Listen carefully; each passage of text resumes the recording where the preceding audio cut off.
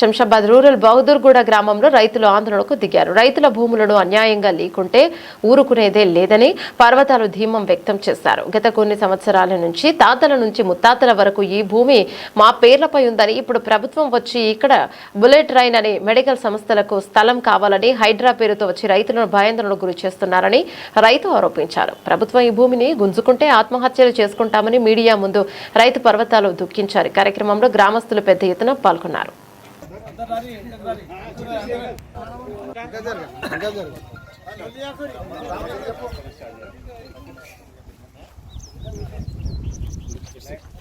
బాదుర్గూడ రైతులందరికీ బాదుర్గూడ రైతులందరికీ బాదుర్గూడ రైతులందరికీ ఇవ్వాలి ఇవ్వాలి ఇవ్వాలి ఇవ్వాలి ఇవ్వాలి ఇవ్వాలి ఇవ్వాలి బాదుర్గూడ రైతులందరికీ బాదుర్గూడ రైతులందరికీ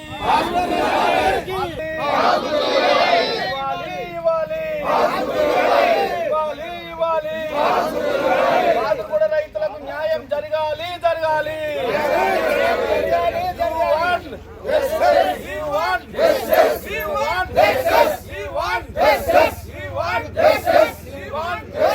గట్టిగా గట్టిగా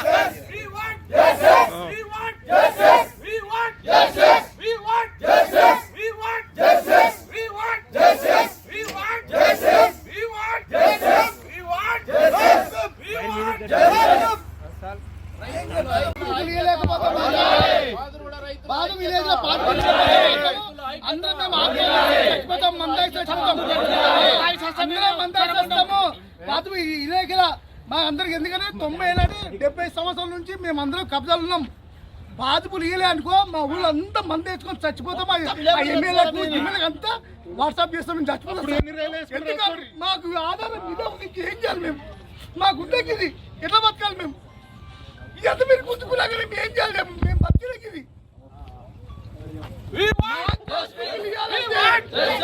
పాస్బుక్లు ఇవ్వాలి. ఎవరు రావద్దు ఈ భూమికి, ఏ గవర్నమెంట్ రావద్దు.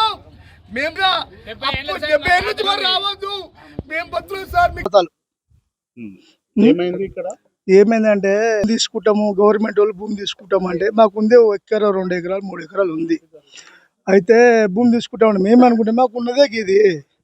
మన ఆయన ముంతాత నుంచి 78 సంవత్సరాల నుంచి మేము పన్ను రసీదు కడుతున్నాము. 20 రూపాయల నుంచి 30 రూపాయలు రసీదు కట్టిన పనులు ఉన్నాయి, అన్నీ ఉన్నాయి.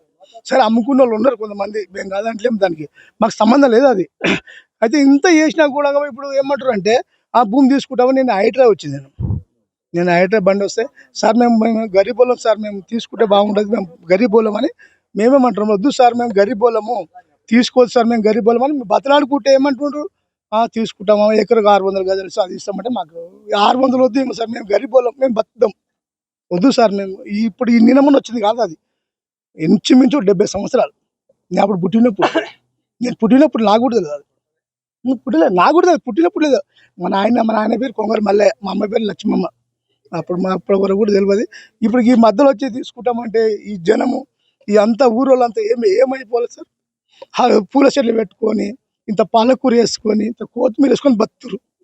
అలా బతికెట్లా అయిపోవాలి సార్? మేము మా బతికెట్లా అయిపోవాలి చెప్పు? ఇప్పుడు వచ్చి గుంజుకుంటున్నా అంటే మేము ఎట్లా బతకాలి? మా మనసు ఇట్లా పేగులు కాలిపోతున్నాయి. ఇట్లా మంది అయి సావాలా ఎట్లా వేయాలి? కానీ ఇది మాత్రం భూమి గురించి కూడా మాత్రం మా ఊళ్ళో ఇంచుమించు 100 మంది చచ్చిపోతారు సార్, 100 మంది చచ్చిపోతారు గ్యారంటీ. ఎందుకను నీ బిడ్డ పెళ్ళుంది, అప్పు చేసిండు, 1 కోటి రూపాయలు అప్పు చేసిండు, ఏడికెళ్ళి కట్టాలి? ఇది అంతనే కట్టాలి, మరి ఏడికెళ్ళి కట్టాలి? ఇప్పుడు నువ్వు గుంజుకులాగా మేము ఏం చేయాలి? అందుకోసం మా జనం అంతా మేము ఆగమవుతున్నాం సార్. మా పరిస్థితి అది. మీ పాదాల పుణ్యాన మాకు న్యాయం చేస్తే మీకు దండం. ఆ రేవంత్ రెడ్డికి కానీ మా భూములు తీసుకుంటాలకు కానీ పాదాలు పొందలేదు సార్. నేను బతకలేదు సార్. నాకు ఇప్పటి నుంచి నేను మాపడికి బతకాను సార్. నేను మాపడి కూడా బతకను. నా భూమి పోతున్నప్పుడు నేనే ఇలా బతకాలి. ఇంకా అంత బాధ. Okay sir.